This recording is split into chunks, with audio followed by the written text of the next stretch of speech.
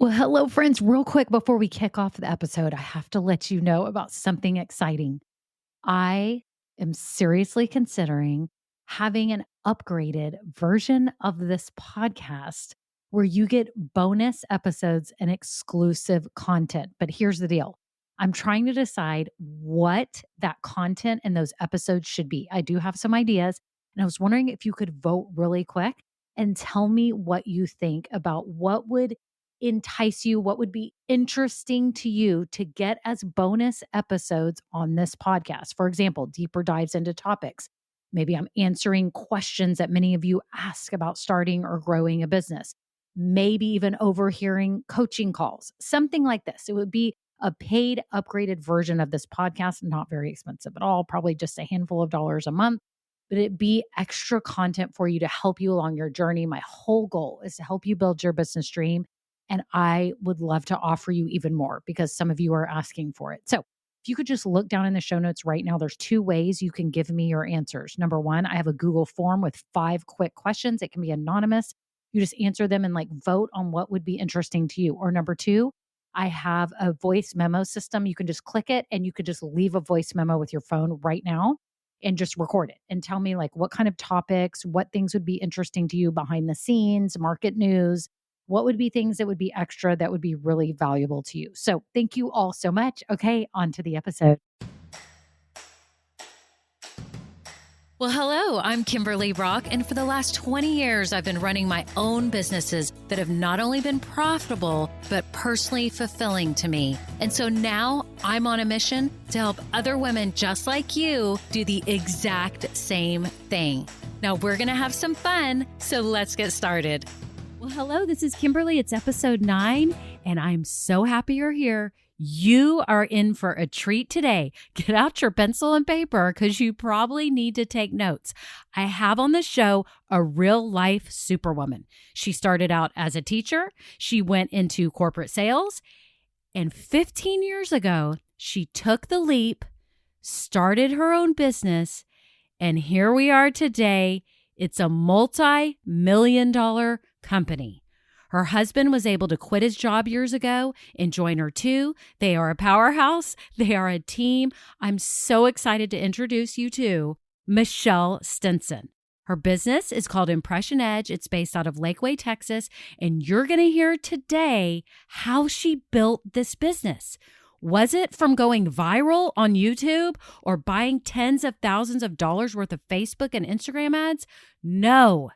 It was through grassroots marketing and old school business principles. You're going to hear how she did it. She's a hustler. She made it happen. She does the right thing for her clients. She loves her clients. And it's a wake-up call to all of us that you need to be focused on the client experience and not about all these other things like ads and social media, because it can work this way. Now, just to give you a quick perspective, her business, again, is called Impression Edge. You can see it at impressionedge.com, and they sell promotional products. And you may be wondering, what are promotional products? They're also known as swag, and they're basically everything from pens, t-shirts, coffee cups, and tote bags that are branded with a company's logo or identity. Now, Impression Edge has kind of a niche. Their specialty is assisting their clients with creative and unique ways to build and promote their brand. So they use a hands-on approach. This is not online where you just churn and burn and you buy these products for your company. They want a more personal experience. That's what they thrive on, and that's what she is fulfilled by, is these relationships with her clients. So again, they sell to other companies from around the world. They built a big local base, but they deal with casinos and just all types of businesses. So it's really interesting. I'm so excited for you to hear her insights, her wisdom. Don't miss any of this. Make sure you go all the way through to the end, because even toward the end, she's giving away great nuggets of information that we all need to know. Again, it's grassroots marketing. It's old school business principles. You can't undervalue what those mean to your business. So please make sure you're focusing on this. And I hope you can use some of the tactics that she has described here. So without further ado, I'm so happy to introduce you to Michelle Stinson. Enjoy.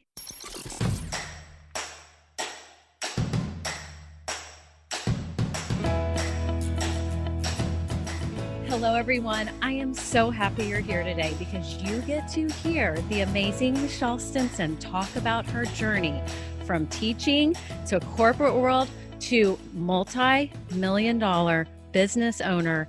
And I am so excited for you to glean so much wisdom from her. She's got so much to teach us. Michelle, I am so happy you're here today. Well, I'm so happy to be here. This is just so exciting. You get to share with the world what success you have achieved with your business. And I'm so honored to have you. Well, thank you. I'm honored to be here. Well, good. Well, why don't you kind of take us from the beginning? I think everyone would be interested just to kind of hear your backstory, and then we can get on to all the nitty gritty about your business. But just kind of take us how you started, because so many women start in another career first. And I think it's important for them to hear this. So Sure. if you could just give us some insights real quick on your history.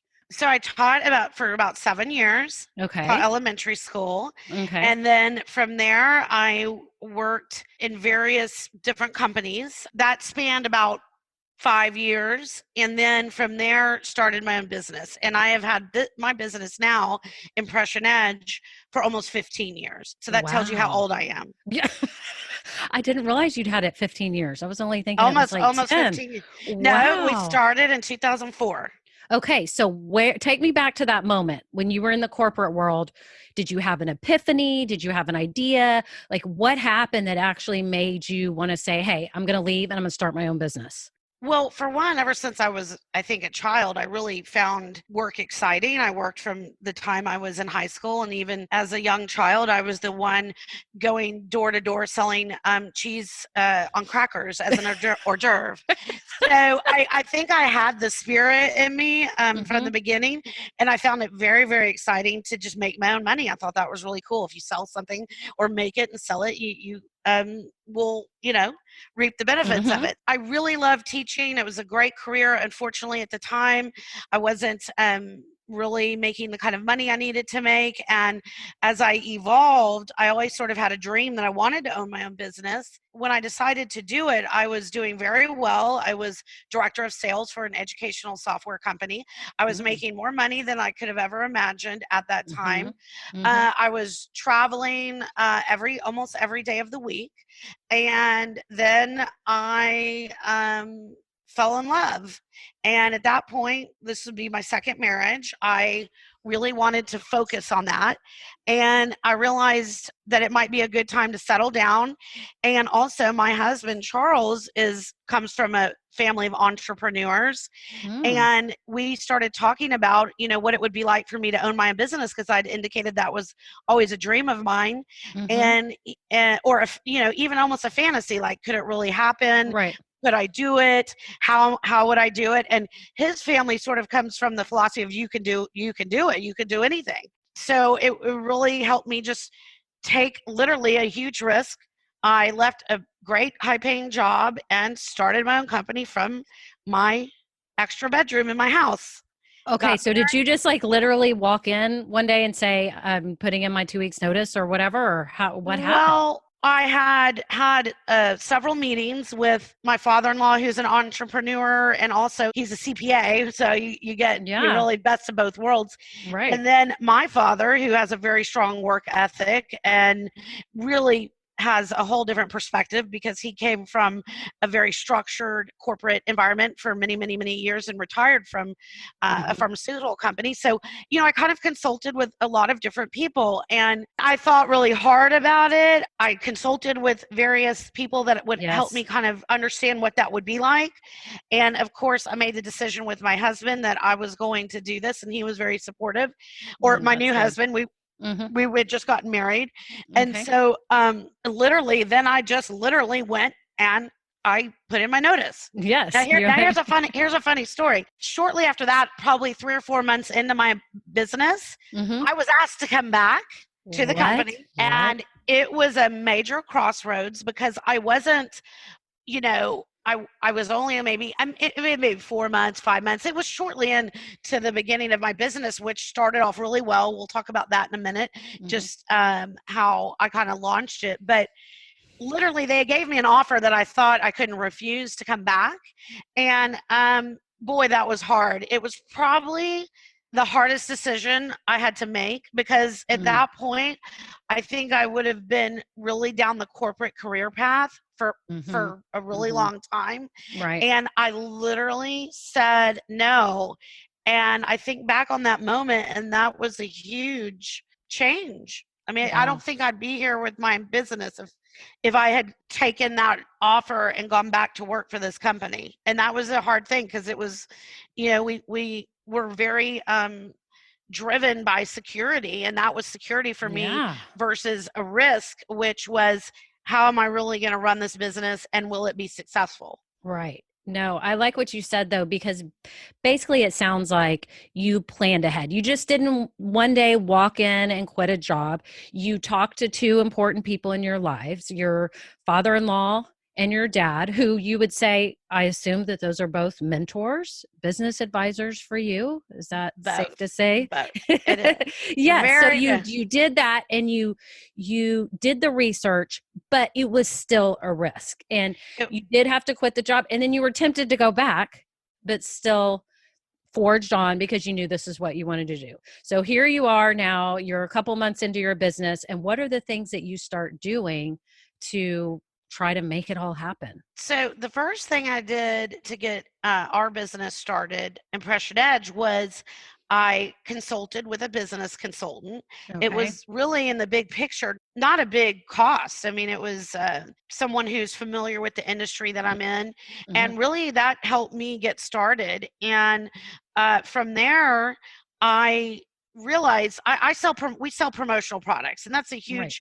I mean, that's so broad. I mean, these are, products that you brand. We do corporate recognition programs and so much more than that.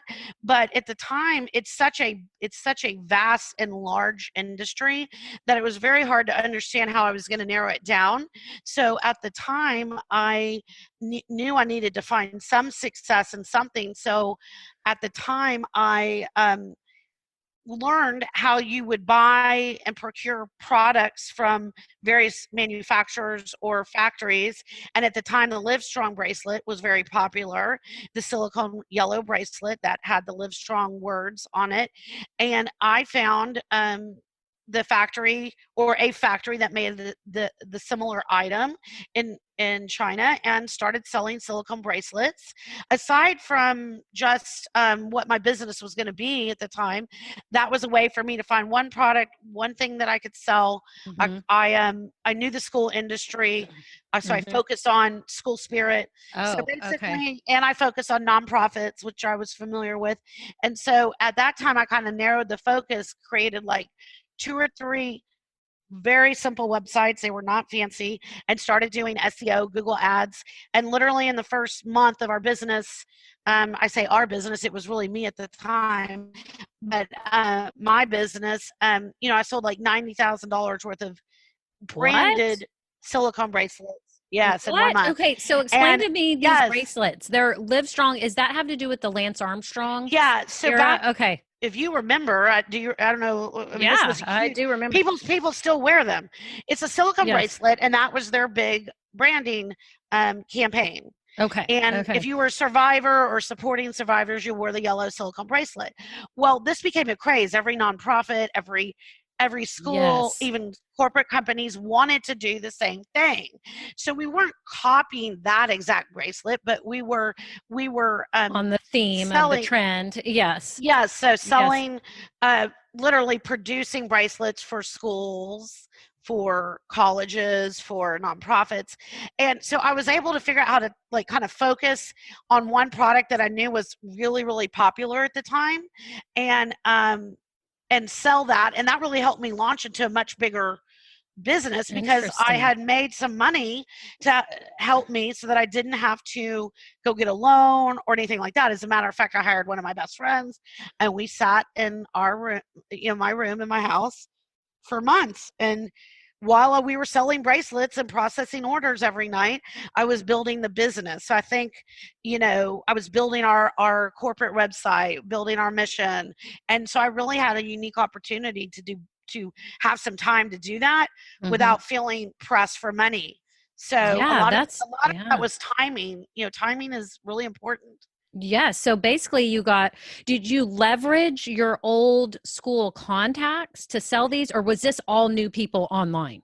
So most of the sales for that product was online. However, of course, I reached out to all of my contacts that I felt comfortable reaching out to, that I had started my own business.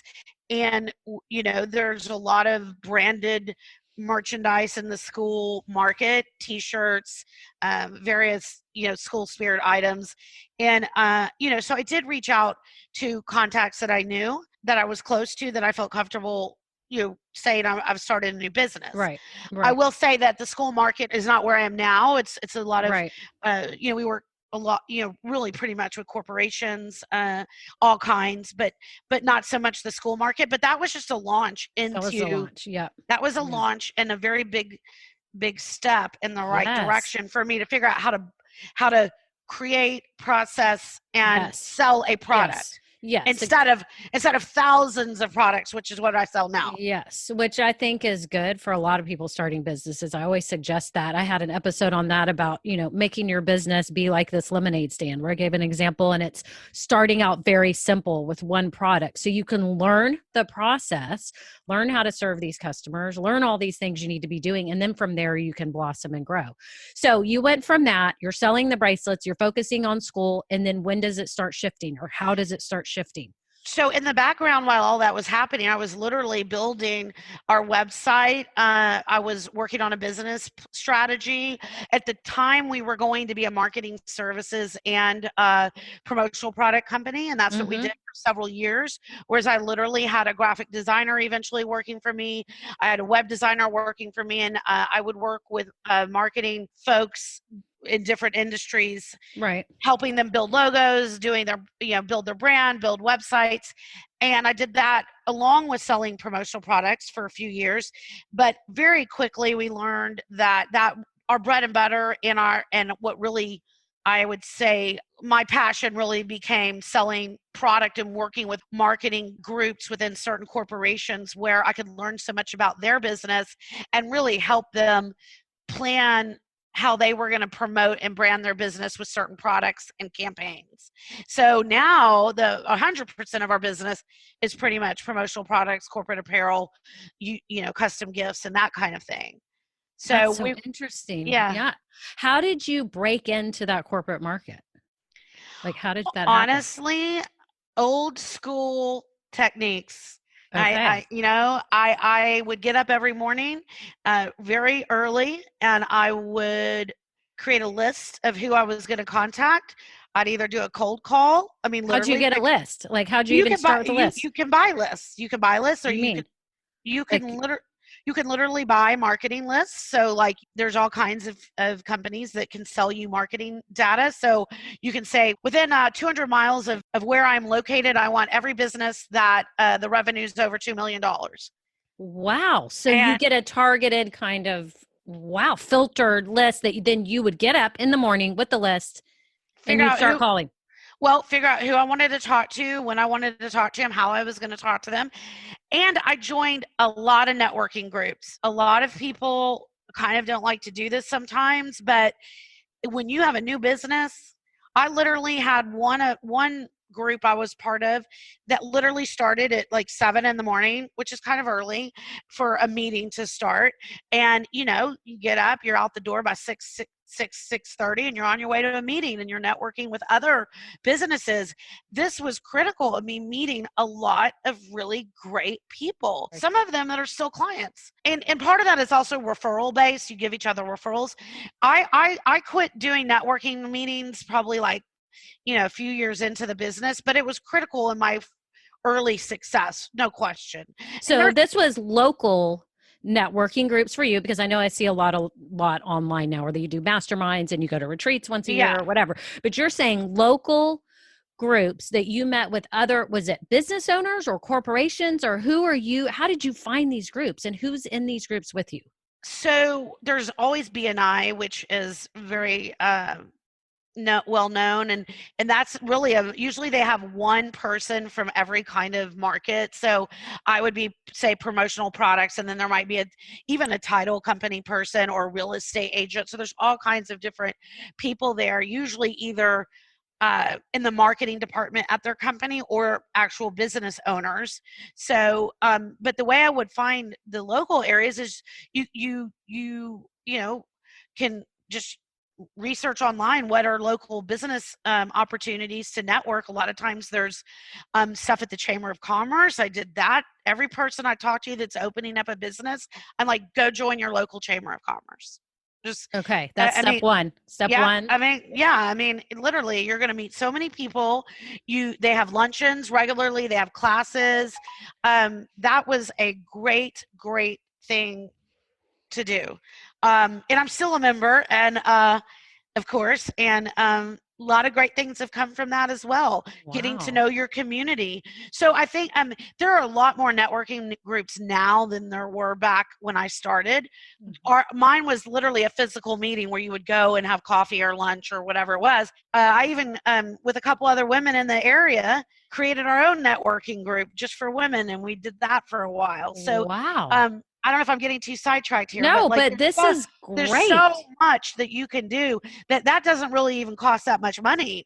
I mean, you might pay a fee to join, but I mean it's minimal compared to the benefits that you're going to get for it. So I was really working hard. I mean, I was either making calls, I was utilizing previous contacts, I Okay. was meeting new people, Okay. and that's why I say old school techniques, like literally just getting myself out there. There You're was a hustler. I'm a You're a total hustler. I was. You're a total, but I mean, this is what it takes. This is what real salespeople do. And if you're an entrepreneur, you can't just sit around and expect build it and they will come because they don't. You've It got to make it happen. You've got to get your name out there. I love that about the Chamber of Commerce and even creating your own group. So for all you sure. listening, I mean, you can do that locally. You can do that online now because there's so many resources and create your own group of people. So would y'all help each other and like refer business to each other? Is that how you Well, saw the benefit, or was it more? we would give each other referrals if it was, Okay. appropriate or applicable Okay. is a better word. Okay. We would give each other business. So if there was a title Okay. person in there, and I would maybe choose them to be the person that would do the closing on a house if I bought it, or let's say you needed a real estate agent, I would say, oh, I've got a real estate agent to refer you to. So I really, see. it just Okay. it's a business support system, and like I said, some people aren't.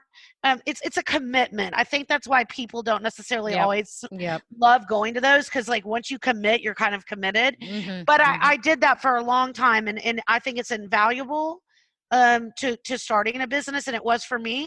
And of course, I'll give another shout out to the Chamber of Commerce. I think it's a great resource no matter what town you're in. To circle back to the original question, I mean, how did I find my clients? Really a lot of different ways. Mhm. Just a whole, it wasn't just one single path. It was a whole bunch of No. ways that you were feet on the street and going and Yeah, meeting networking and do people, everything. Yes. scheduling meetings. I mean, like what I'm saying, old school. We weren't selling online. I was literally taking myself and promoting myself and my business, and there were a lot of people that gave me a chance. And that's the other thing. Sometimes you have to just ask for people to give you a chance. I have a story real quick. Yesterday, Mhm. I was at a client's office. Every single year, we host this big luncheon.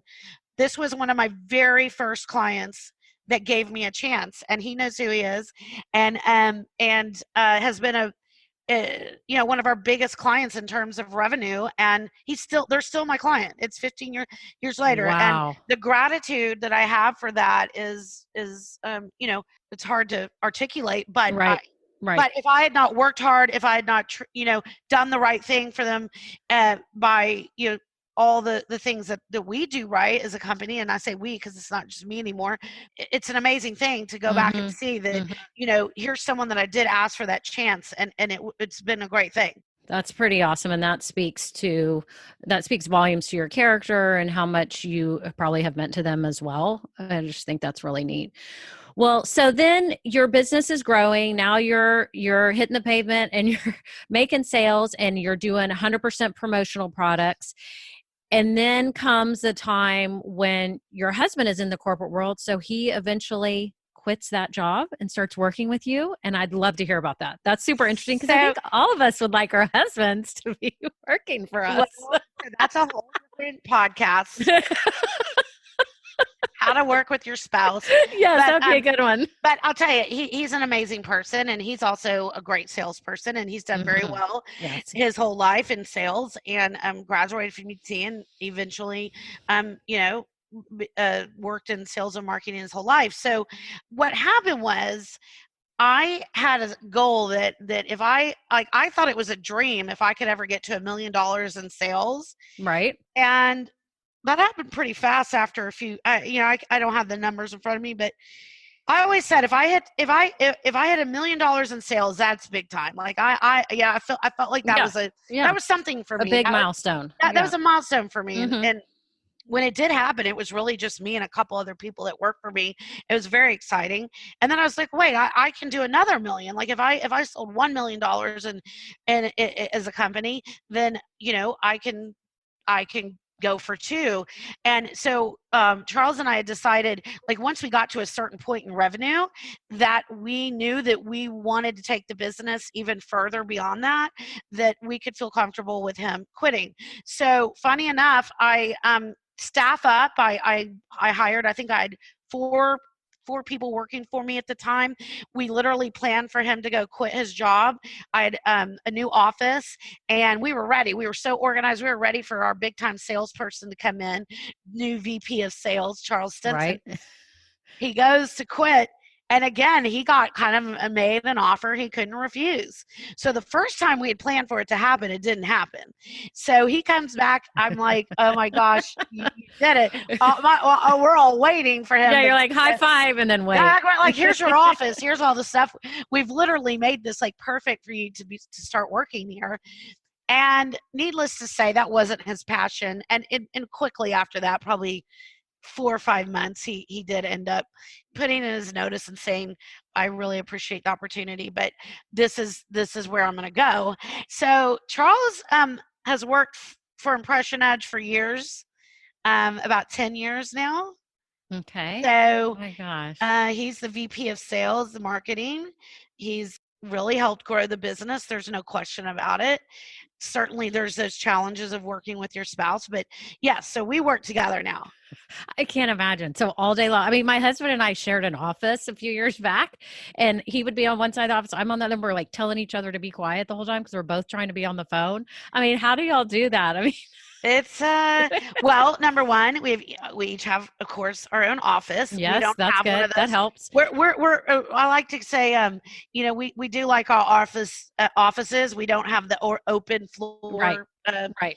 you know, layout like a Concept. lot of. Yeah. Yeah, no way that Yeah. would work for us Yeah. because Yeah. we'd be all in each other's business. But we try to do the best we can at staying out of each other's way. But certainly, it takes a lot of work to be the best you can be with your spouse in terms of working together. Right. We did in the beginning do executive coaching, so we would be, which is very much like consulting. We hired an executive coach to help us kind of figure out how we could work together without running into too many problems. But Mm-hmm. it's a work in progress. But it sure is fun too. Sure is fun Yeah. to work with your husband. Yes. Travel together, go on appointments together. Yes. I If, think if we're it's out of town together, we can work together, and so there's a lot of perks to it as well. yes. My gosh. So now you've built it. You're 15 years in. You've got a multi-million dollar business and the sky's the limit. You're going to keep growing. What is your definition of success for this business? I mean, for us, I think for an entrepreneur, I think it's really important to realize that the work that even though we have higher revenues, even though we have more employees, we're still working in the business. You know what I mean? We're both Mm-hmm. selling, we're both working as in many different roles, even though we have, Mm-hmm. employees. Really for us, I think once we are able to have the business be as self-sufficient as possible Mm-hmm. and reach a certain level of sales. I guess you could call that success. But at the same time, I know entrepreneurs who they don't want to retire. They want to keep All selling, right. or, I know. so Right. I think for us eventually we may sell our business. That's probably what we'll Mm-hmm. do. But I mean, for us, there's a lot of gratification in doing those sort of everyday tasks or being the direct contact with our clients, which we love. Mm-hmm. Would you So, ever franchise it?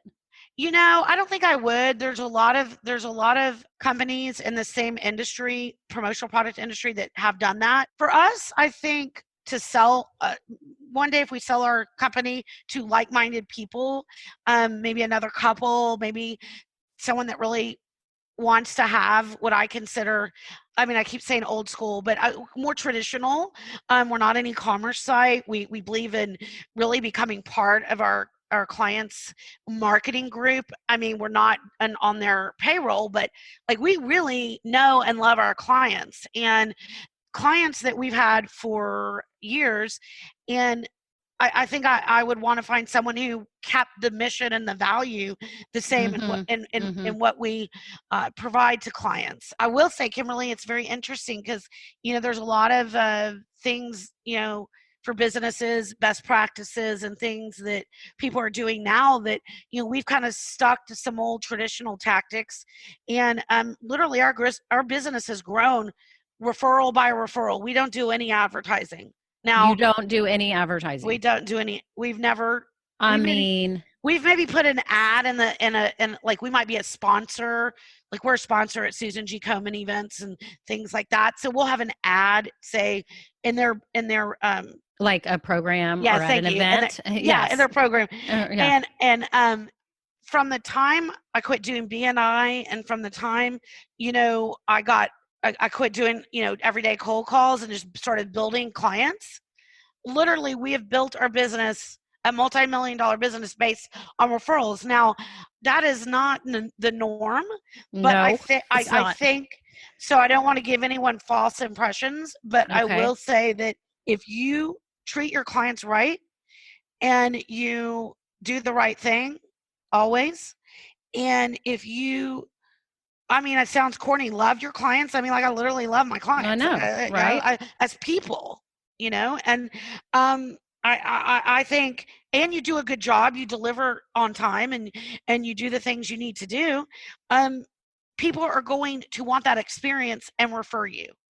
That in itself is success. So if I ever do sell it, I would want someone who kept that spirit alive. If I've even Yes. answered the question. Yes. Well, it's so refreshing. So many of us are getting caught up, and you need to be spending X amount on Facebook ads and Instagram ads. And now, again, it depends on the type of business, but I hope that everyone is seeing how awesome this is and refreshing it is, that you don't have to be caught up in this rat race.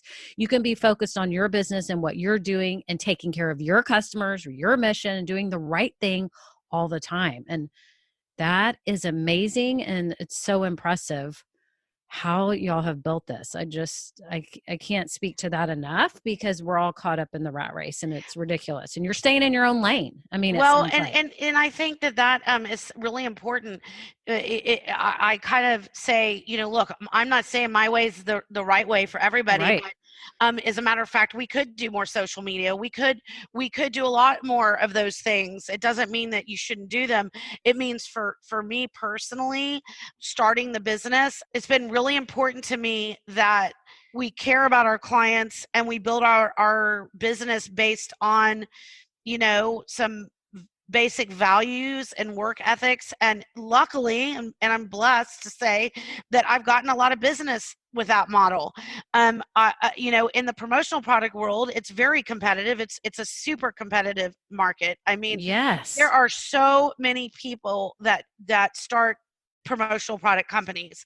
A lot of them are maybe considered more mom and pop, like we were, where it's like two people, your sales are under $1 million, and you make money, you do fine, and you build a business that way. And a lot of it is e-commerce. So I was really going against the grain by saying Yes. I'm not going to sell products online like a lot of most promotional product companies do.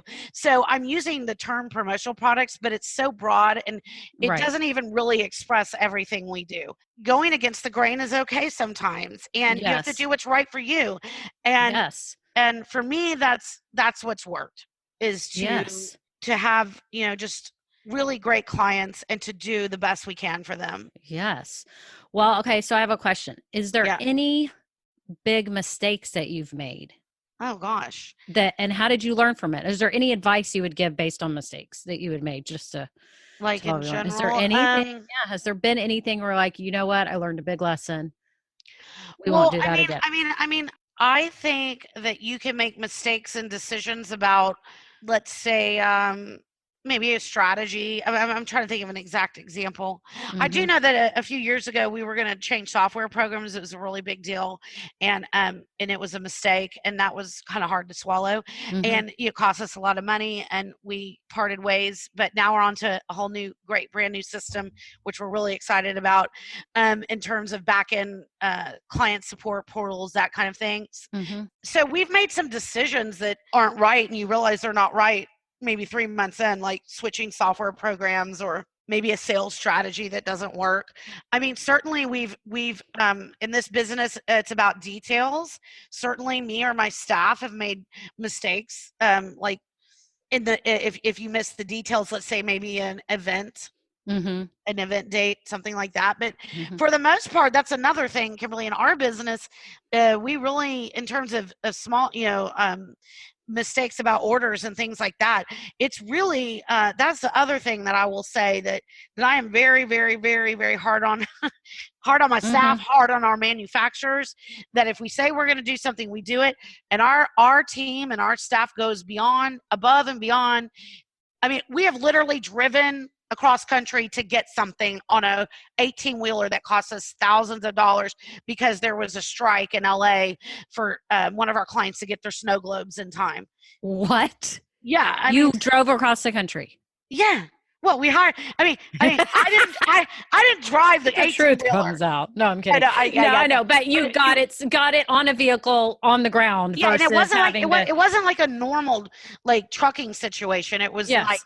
It was like, I'm getting on a plane. We're gonna find someone to deliver these. Yes. It was like thousands of snow globes to a casino client. Oh. And it was out of my hands. So, I mean, I'd say mistakes can happen, but it's how you handle it. And for Mhm. our clients, I think it goes back to doing the right thing. And Mhm. so we really, in our business, mistakes in terms of orders, those are pretty serious. And if you do make a mistake, you have to quickly figure out why, and Okay. fix that And problem. But yep.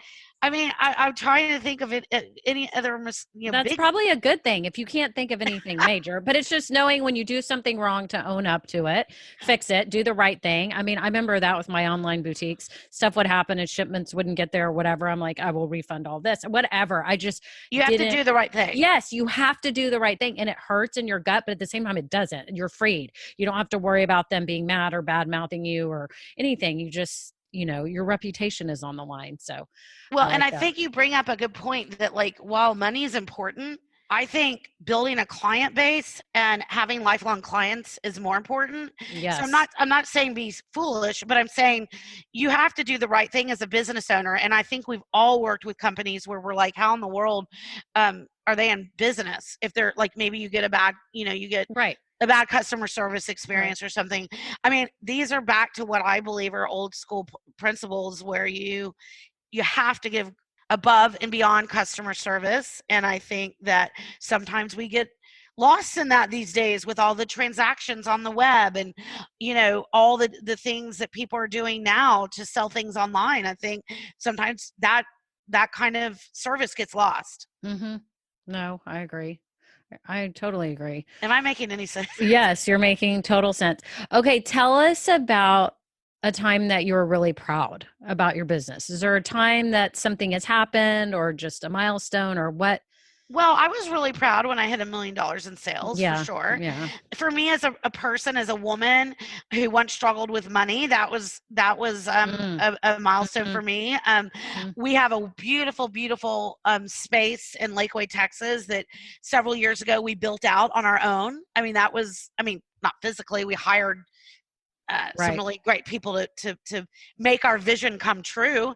So that was a huge accomplishment to be able to design a Yes, showroom it's and beautiful, by the way. design my own office. That was amazing. Mhm. Mhm. Charles coming, us being able to afford for him to come work for us Mhm. was Mhm. another great milestone. Mhm. I think yesterday when I was at my client meeting and I looked around and I said, I can't believe I've been coming here for this long, and thank you so much for Mhm. being loyal to us and for, you know, having clients like that is so rewarding in I itself. know, it means so much when they just stick with you. It just makes you feel so good, that they're coming back. They see Mhm. value in you and they trust you and they're willing to spend all their money with you. That's got to feel so good. It feels Well, so good. what would you say brings you the most joy in your business? Is it that just the customers that I you've think kept? yeah, I think it is by far my relationships with Mm-hmm. my customers. Mm-hmm.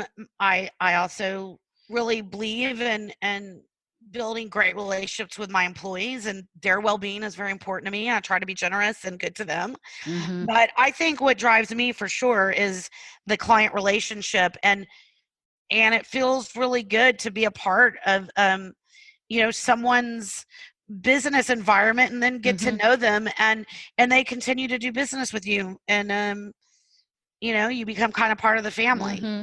I mean, some of these companies we work with are very large organizations, but we still manage to build really, really good relationships with Mm-hmm. people. And Mm-hmm. for me, that is what drives me. Mm-hmm. That's It really wonderful. does. Mm-hmm. I wanted to know too how you felt like you've changed or evolved or who you've become over the years from starting this business. So, like, what has happened to you? How are you different? What have you gained from owning your own business? Well, I think as a woman, I've gained a lot of confidence. Because even 15 years ago, like a lot's changed since I started my business. I mean, women are definitely more in the workplace, Mm-hmm. and all those things. But like as a woman, for me, I think I've gotten more confident in myself, to be able to say I've done this. I started it myself. It's Mm-hmm. great. In terms of how am I different? I'm definitely um I don't want to say smarter, but I'm definitely wiser. I mean, I know how Yes, of I course. know how to problem solve a lot better. I mean, Yes. right? Like when a problem occurs or something you've got to handle, let's say on the flip side, running your own business isn't always easy either. So there's stressful times too. So you Mm-hmm. got to learn how to manage your stress. I'm not as fearful or anxious about maybe trying something new. Mm-hmm. Mm-hmm. I What was your greatest fear coming into this? into my bit. Well, I mean, not. I mean, I would say not making enough money to say Yeah. to support myself, or Mm-hmm. failing. Of course, we all have that fear. What if it fails? What if it doesn't work? But what's so funny is the way I started my business is not the way it has ended up at all. I was going to be a marketing services company and sell promotional products, and Yes. now, we sell pretty much, like I said, our bread and butter is branded merchandise. Yes, And so many people I talk to, their businesses evolve. And I always try to tell people that. I mean, even me, when I've started my various businesses, they evolved into something else. It's so interesting how that happens.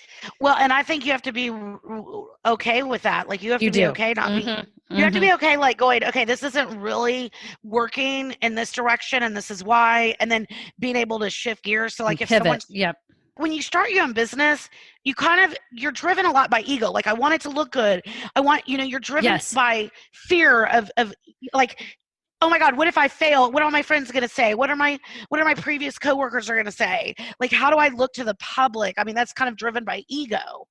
And I think as business owners starting out, we're a little more in my case, a little more focused on that. And now as a business owner where I am now, I'm a lot less ego driven. I'm driven by the business, by the client relationship. If I make a mistake, I can admit it. If I have to turn and pivot and change something, I will. Those are things that I think you learn over years. Yes. Does that make sense? Yes. So, women that are out there trying to make a business, you may find that you've started a business and maybe it's some kind of product line or something, and the thing you thought was going to be the best seller and that's all you wanted to sell isn't really selling, and that's okay. You got to move on and find and go to the next thing. And you'd be surprised probably a lot of times what the result Yes. might be. It's so true. It's so true. So many women try to want to open their own business, and they don't. I mean, it And happens. why don't you think that the people that you've known, why haven't they? I mean, I think it's fear based, and I also think that we are scared of failure. And I mean, I mentioned ego. I don't know if that's ego, but it's fear of failure, and people don't want to fail, and I think people are scared to take the risk money wise. And so I guess that people have to figure out a way to, if it is scary, risking money, to temper that and make an educated, what is the word? A calculated risk, A right? calculated risk, Yes, yes. So that but it's not so overwhelming. Like for me, and I've talked about this before, that I had seriously considered opening a facial spa here. I'm in the yeah, Woodlands, Texas, outside Houston, and I went through the whole process, which it was the greatest learning process ever. I had a consultant who that's all she did was open facial spas. I talked to her. I knew all the costs. And, it got down to it was going to be $500,000 and I wasn't going to make money for a couple of years. And I was going to be glued to the spa every day. Mondays I might have off, but Tuesday through Sunday.